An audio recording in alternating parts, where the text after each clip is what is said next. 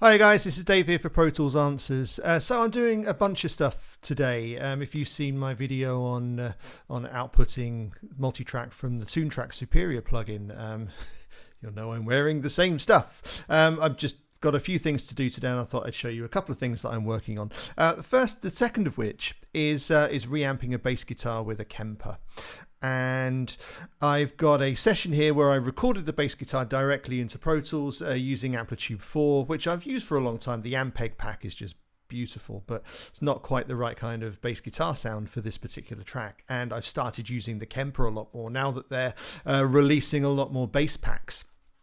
So I thought I'd show you how I reamp the Kemper, actually specifically using the SP diff, which is a nice way of doing it. It just keeps the signal flow or the original sound quite pure, rather than going out into analog, having to do some conversion and then back into the system.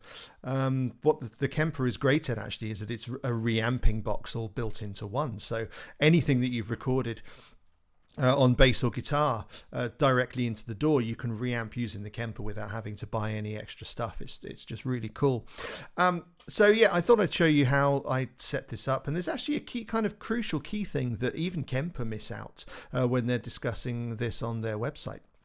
That I thought I'd bring into the conversation as well.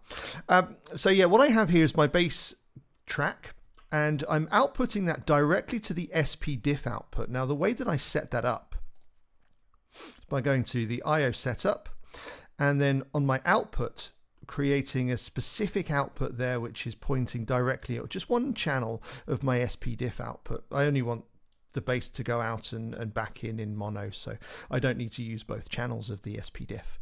And then same thing on the input, so that when I'm returning it back into Pro Tools, Pro Tools can see my SP diff input right there. So that's nice and easy to set up. We'll click OK. Now, quite simply, we set the output of our bass guitar track to the SP diff out, and then we set up a new track with, I've called it bass reamp, and set the input to the SP diff. So it's looking for that specific input when the track comes in. Now, if I just solo both of these and hit the input monitor, we can see that we've got that signal coming back in from the Kemper nice and easy. And actually that's pretty much as complicated as it needs to be within the Pro Tools environment. If we just flip over to the output section of our Kemper though, this is where things start to get a little bit complicated. And I'm not sure that Kemper mentioned this in their video, that because we're using a digital connection, what we need to respect is the sample rate. Now this particular session here is working in 48K. And if I go to setup and session, I can show you that right here. And then if we have a look at the front of the Kemper, we can see that that's also set to 48K as well. Now let's just play this back, and I'm going to switch the sample rate to something different, and we can hear what the result is on that sound.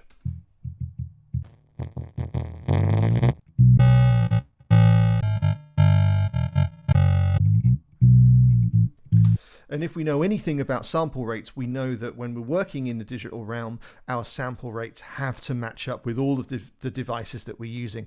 Otherwise, we get odd behaviors, and that's just one of them. And again, that's actually as complicated as it needs to be. So there you go. I'm going to record the rest of that, crack on with the song. Hopefully that was interesting to you. Hopefully it'll be useful at some point. My name's Dave. This is Pro Tools Answers. Thanks for joining me.